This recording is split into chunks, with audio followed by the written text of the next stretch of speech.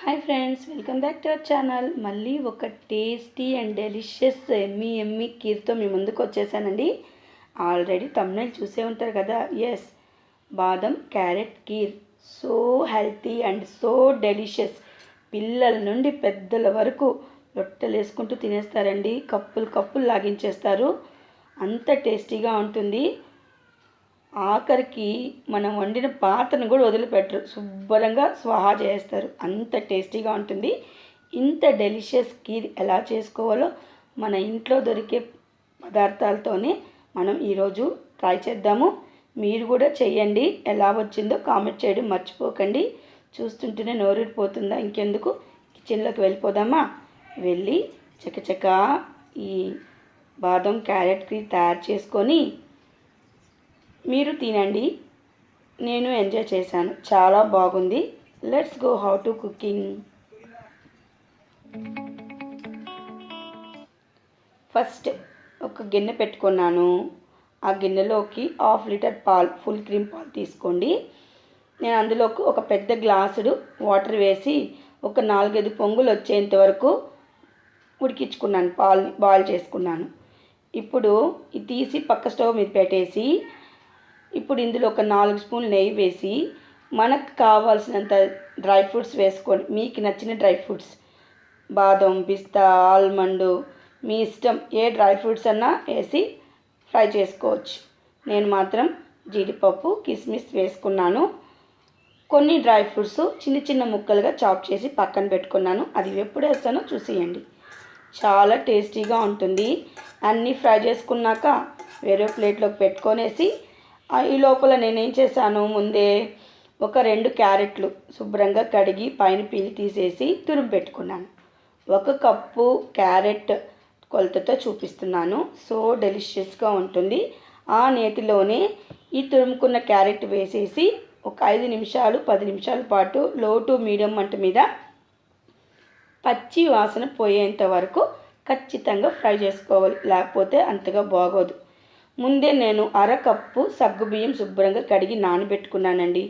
సగ్గుబియ్యం వేస్తే ఈ వేసవి కాలంలో పిల్లలకి పెద్దలకి చాలా మంచిది. ఒళ్ళు చలవ చేస్తుంది కదా, వేడి తగ్గిస్తుంది. కాబట్టి సగ్గుబియ్యం యాడ్ చేశాను.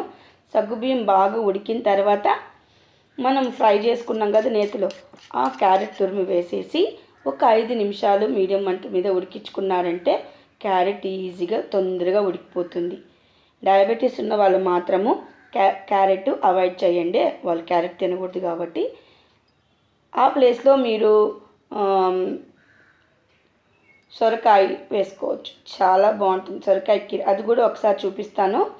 చక్కగా ఇది ఉడుకుతున్నప్పుడు నేను ఈ చాప్ చేసి పెట్టుకున్నాను చెప్పాను కదా, ఆల్ డ్రై ఫ్రూట్స్ పీసెస్ ఒక 4 స్పూన్లు వేసాను.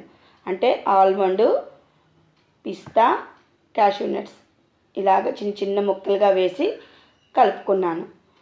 చిన్నపిల్లలు, మరీ నెలల పిల్లలు ఉంటారు కదా, వాళ్ళకి ఎలా చేయాలో మళ్ళీ వీడియోలో చెప్తాను. ఇప్పుడు ఇందులో ఇన్స్టెంట్ బాదం మిక్స్డ్ పౌడర్ ఒక 4 స్పూన్స్ వేసానండి. అప్పుడప్పుడు బాదం పాలు తాగడానికి ఒక ప్యాకెట్ తెచ్చి పెట్టుకుంటాను. అది ఉన్నింది కాబట్టి ఒక 4 స్పూన్స్ వేసాను. సో ఎమ్మీగా ఉంటుంది ఇది కలిపితే.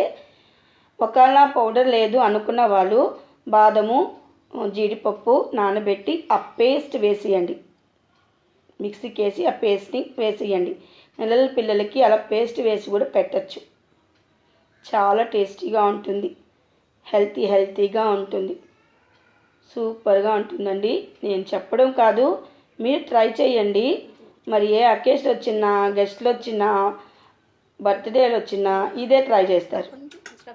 1/2 కప్పు షుగర్ యాడ్ చేసుకున్నాను. షుగర్ ప్లేస్లో మీరు మిల్క్ మేడ్ అంటే కండెన్స్డ్ మిల్క్ కూడా యాడ్ చేసుకోవచ్చు. ఆల్రెడీ బాదం పౌడర్లో కొంచెం షుగర్ అనేది ఉంటుంది, అందుకని నేను కొంచెం తక్కువ వేసాను. ఇందులో ఇంకా డెలిషియస్గా ఉండడానికి నేను ఒకటి వేసానండి. మా బాబు తినడానికి పాలకోవా తెచ్చుకున్నాడు. అది సగం తిన్నాడు, కొంచెం ఉనింది, ఒక 50 గ్రామ్స్ దాకా ఉనింది. అది ఏం చేశాడు, నేను ఈ కీర్లో వేసి కలిపేశాను. సో డెలిషియస్గా ఉంటుందన్నమాట. మీకు స్వీట్ కోవా లేకపోతే పచ్చి కోవా కూడా వేసి చేసుకోవచ్చు. ఇది మాత్రం పూర్తిగా ఆప్షనల్. లేదండి మేము వేసుకోవాలి అనుకుంటే మిల్క్ పౌడర్ యాడ్ చేసుకోవచ్చు. అది కూడా వద్దు అనుకుంటే ఇంకొక హాఫ్ లీటర్ పాలు ఎక్స్ట్రా వేసి ఒక 50% బాయిల్ చేసిన తర్వాత ఈ కీర్ని ప్రిపేర్ చేయండి. అప్పుడు డెలిషియస్గా వస్తుంది ఇదే టేస్ట్తో. ఇప్పుడు లాస్ట్లో ఇలాచి పౌడర్ వేసి ఒక 2 నిమిషాలు బాయిల్ చేసుకున్నాక వేడిగా ఈ కీర్ని మనం సర్వింగ్ బౌల్లోకి తీసుకొనేసి పైన ఇలాగ చాప్ చేసుకుని డ్రై నట్స్తో గార్నిష్ చేసుకున్నామంటే మనం ఆల్రెడీ ఫ్రై చేసుకున్న పిస్తా ఇవన్నీ ఉన్నాయి కదా, బాదం పప్పు, జీడిపప్పు, నెయ్యి, కిస్మిస్ ఫ్రై చేసుకున్నాం కదా, అది ఇలా గార్నిష్ చేసుకోండి. ఆల్రెడీ మన ఛానల్లో తాటి ముంజలతో పాయసం ఎలా చేశానో కూడా మీకు పెట్టున్నానండి. వీలైతే నేను ఎండ్ స్క్రీన్లో కానీ డిస్క్రిప్షన్లో కానీ పెడతాను. ఆ వీడియోని చూసి ఎంజాయ్ చేయండి. అది కూడా చాలా బాగుంది, హెల్త్కి కూడా దానివల్ల ఉపయోగాలు కూడా నేను ఆ వీడియోలో పెట్టాను. చూశారు కదా, చూస్తుంటేనే ఎమ్మీగా నోరూరిపోతుందా.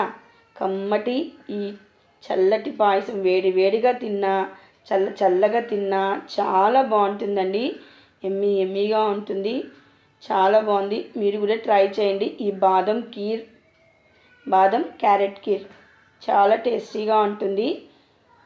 డయాబెటీస్ వాళ్ళకి ఎలా చేసుకోవాలో ఇంకొక వీడియోలో మీకు చూపిస్తాను. చాలా టేస్టీగా ఉంటుంది ఫ్రెండ్స్, మీరు కూడా ట్రై చేయండి.